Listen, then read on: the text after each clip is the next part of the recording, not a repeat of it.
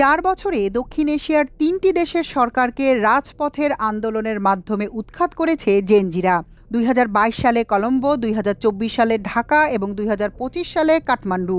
এই ধারাবাহিকতায় এবার উত্তপ্ত ভারতের রাজধানী দিল্লি। একটি গুরুত্বপূর্ণ পাবলিক পরীক্ষায় অনিয়মের অভিযোগ এবং শিক্ষামন্ত্রীর পদত্যাগের দাবিকে কেন্দ্র করে শুরু হওয়া ককরোচ জনতা পার্টি আন্দোলন গত এক সপ্তাহে হাজার হাজার মানুষকে রাজপথে নামিয়েছে। দক্ষিণ এশিয়ার সাম্প্রতিক সরকার বিরোধী আন্দোলনগুলো বিশ্লেষণ করলে দেখা যায় সরকার পতনের পেছনে 4টি কারণ কাজ করেছে। ভারতের বর্তমান পরিস্থিতিতে সেই কারণগুলোর 3টি ইতোমধ্যেই স্পষ্টভাবে দেখা যাচ্ছে।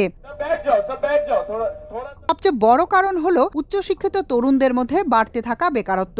এর সঙ্গে যুক্ত হয়েছে প্রশ্নপত্র ফাঁসের মতো দীর্ঘদিন ধরে চলে আসা সংকট। চলতি বছরের নিট পরীক্ষাকে ঘিরে অনিয়মের অভিযোগে নতুন করে ক্ষোভ তৈরি হয়েছে, আর এই ক্ষোভ থেকেই শুরু হয় আন্দোলন। 2 বছর আগে বাংলাদেশের জুলাই আন্দোলনে শেখ হাসিনার রাজাকারের নাতিপুতি মন্তব্য যেমন আন্দোলনকে আরও বিস্তৃত করেছিল, তেমনি ভারতে আন্দোলনরত তরুণদেরকে তেলাপোকা বা ককরোচ বলায় ব্যাপক প্রতিক্রিয়া তৈরি হয়। অপমানজনক এই শব্দকে প্রত্যাখ্যান না করে শিক্ষার্থীরা সেটিকেই নিজেদের পরিচয়ে পরিণত করেন। সামাজিক যোগাযোগ মাধ্যমে শুরু হয় ব্যঙ্গচিত্র, মিম এবং প্রতিবাদ। অল্প সময়ের মধ্যেই সেটি সংগঠিত রূপ নেয় ককরোচ জনতা পার্টি নামে পরিচিত একটি ব্যঙ্গাত্মক গণ আন্দোলনে। এরপর আন্দোলন ছড়িয়ে পড়ে দিল্লির রাজপথে। গত 20 জুলাই যন্তর মন্তর থেকে সংসদ চলো কর্মসূচি ঘোষণা করেন আন্দোলনকারীরা। বিশাল মিছিল সংসদের দিকে এগুতে শুরু করলে পুলিশ ব্যারিকেড দেয়। পরিস্থিতি দ্রুত সংঘর্ষের রূপ নেয়। আন্দোলনকারীদের ছত্রভঙ্গ করতে লাঠিচার্জ, কাঁদানে গ্যাস এবং জলকামান ব্যবহার করে পুলিশ। শতাধিক শিক্ষার্থী আহত হওয়ার খবর সামনে আসে। পরে সামাজিক যোগাযোগ মাধ্যমে ছড়িয়ে পড়া ছবি ও ভিডিও জনমতকে আরও আন্দোলনের পক্ষে নিয়ে যায়। এ সময় আরও একটি বিষয় আলোচনায় আসে। আন্দোলনকারীদের অভিযোগ, পুলিশের পাশাপাশি সাদা পোশাকে থাকা কিছু অজ্ঞাত ব্যক্তি লাঠি ও রড নিয়ে শিক্ষার্থীদের উপর হামলা চালিয়েছে। অনেক পুলিশ সদস্যকেও মুখ ঢেকে দায়িত্ব পালন করতে দেখা যায়। এসব দৃশ্য বাংলাদেশের 2024 সালের ছাত্র আন্দোলনের সময়ের ঘটনাগুলোর সঙ্গে তুলনা টেনে সামাজিক যোগাযোগ মাধ্যমে ব্যাপক আলোচনা তৈরি করেছে। বাংলাদেশে যেভাবে হেলমেট পরিহিত এবং সাদা পোশাকের দলীয় ক্যাডাররা ছাত্রদের উপর চড়াও হয়েছিল, দিল্লিতেও ঠিক একইভাবে এই অজ্ঞাত যুবকরা পুলিশের ছায়াতলে থেকে আন্দোলনকারীদের পিটিয়েছে।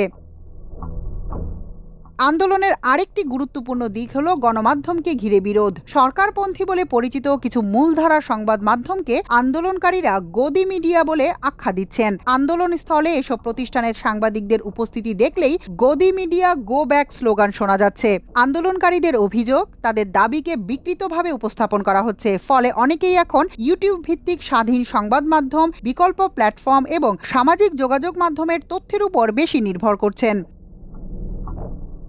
ধীরে ধীরে আন্দোলনটি শুধু শিক্ষার্থীদের মধ্যে সীমাবদ্ধ থাকেনি। এতে যুক্ত হয়েছেন বিভিন্ন শ্রেণী পেশার মানুষ। ধর্ম, বর্ণ নির্বিশেষে হিন্দু, মুসলিম, শিখ, দলিত সহ বিভিন্ন সম্প্রদায়ের তরুণরা একই দাবিতে রাজপথে অবস্থান নিয়েছেন। তাদের প্রতি সংহতি জানিয়েছে কংগ্রেস, সিপিআই, সমাজবাদী পার্টি সহ কয়েকটি বিরোধী রাজনৈতিক দল। দিল্লির সাধারণ মানুষও আন্দোলনকারীদের জন্য পানি, খাবার ও প্রাথমিক চিকিৎসার ব্যবস্থা করছেন। বিশেষ করে নারী শিক্ষার্থীদের সক্রিয় অংশগ্রহণ আন্দোলনকে আরও দৃশ্যমান করে তুলেছে।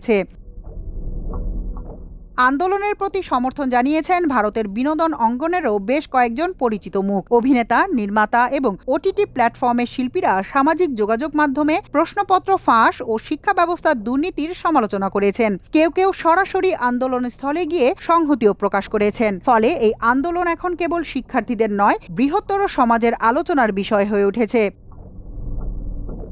এদিকে আন্দোলনের দাবিতেও এসেছে বড় পরিবর্তন। শুরুতে দাবি ছিল শিক্ষা ব্যবস্থার সংস্কার এবং শিক্ষামন্ত্রী ধর্মেন্দ্র প্রধানের পদত্যাগ, কিন্তু সরকারের কঠোর অবস্থান ও দমন পীড়নের অভিযোগের পর এখন দিল্লির রাজপথে প্রধানমন্ত্রী নরেন্দ্র মোদীর পদত্যাগের দাবিও জোরালো হচ্ছে।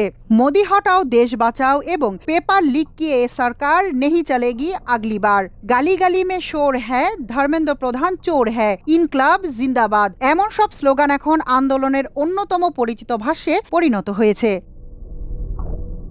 মাল্টিমিডিয়া ডেস্ক, আমার দেশ।